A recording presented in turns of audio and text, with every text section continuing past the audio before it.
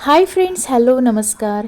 खास मेजवानी विथ रोहिणी या चॅनलमध्ये तुमच्या सर्वांचं खूप खूप स्वागत. तर फ्रेंड्स, आज आपण सोयाबीनची चविष्ट आणि भन्नाट अशी बिर्याणी बनवणार आहोत अत्यंत सोप्या पद्धतीने.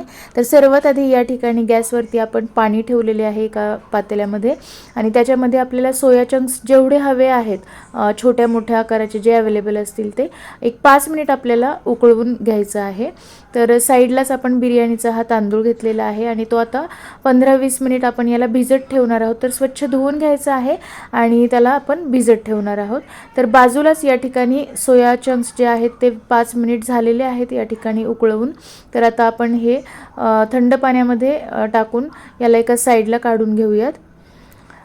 तर यानंतर यामध्ये आपण घालणार आहोत हळद पावडर, 1 चमचा हळद पावडर, त्यानंतर साधारणपणे अर्धा ते 1 चमचा लाल मिरची पावडर, यानंतर बिर्याणी मसाला थोडासा घालायचा आहे यामध्ये आणि थोडंसं चवीनुसार मीठ घालायचं आहे आणि त्यानंतर एक 2 ते 3 चमचे आपण या ठिकाणी दही घातलेलं आहे.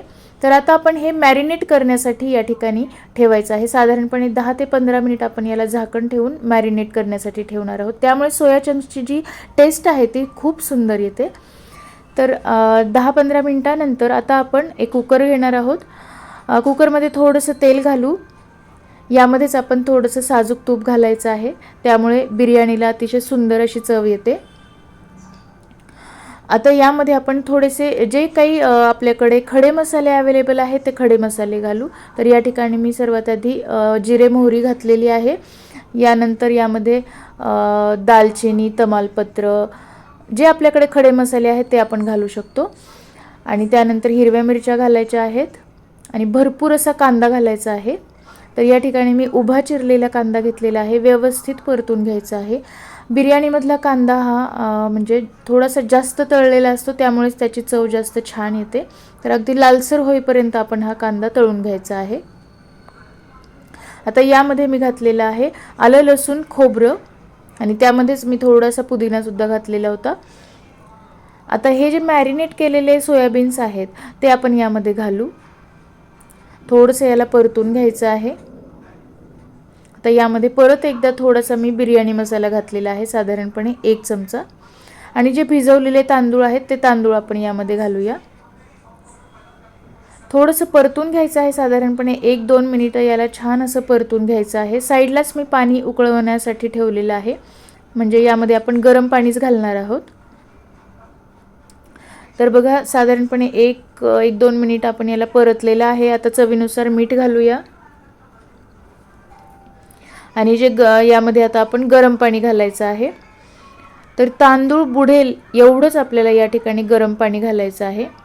फ्रेंड्स, ही बिर्याणी अतिशय लवकर पण होते. कुकरमध्ये केल्यामुळे खूप फास्ट होते आणि या पद्धतीने जर तुम्ही केली तर एकतर वेळ पण वाचतो आणि टेस्टसुद्धा भन्नाट येईल. तर बघा, आता आपण कुकरचं झाकण लावलेलं आहे आणि फक्त एकच शिट्टी या ठिकाणी आपण करणार आहोत.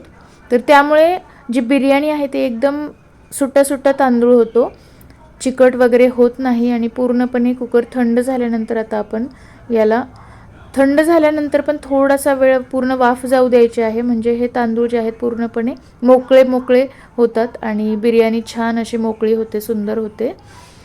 तर फ्रेंड्स, या पद्धतीने तुम्ही बिर्याणी करून पहा. नक्की तुम्हाला सर्वांना आवडेल. लहान मुलांना तर कळतही नाही की, म्हणजे ज्यांना नॉनव्हेज आवडतं ते सुद्धा अगदी चवीने हे खाऊ शकतात आणि व्हेजवाल्यांसाठी सुद्धा अगदी सुंदर अशी ही मेजवानी आहे. तर फ्रेंड्स, पुन्हा भेटूया अशाच एका सुंदर रेसिपीसोबत. तोपर्यंत धन्यवाद.